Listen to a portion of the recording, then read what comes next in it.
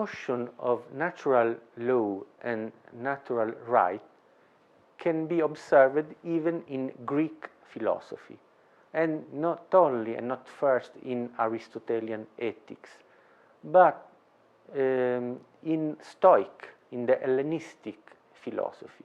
These thinkers in Hellenistic period founded the idea of an universal logos and universal reason, which is the principle of nature, the principle of the physis.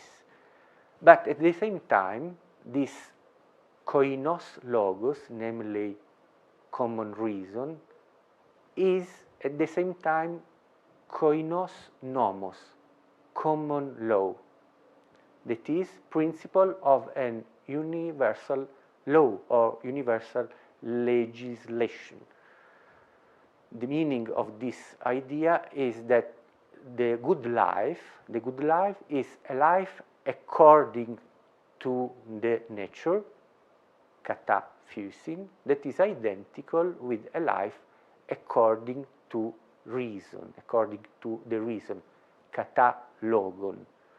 And if it's true, the public law, the civil law, have to be a reflection of this universal law. Nature is rational because the physis is an explication of the logos. But law is natural because the law is an explication of the nature and of the logos, reasonable and natural. That is a clear anticipation of the idea of a natural law, only a little part, of course. But this Stoic idea had a clear influence in the first Christian reflection, even in the predication of St. Paul.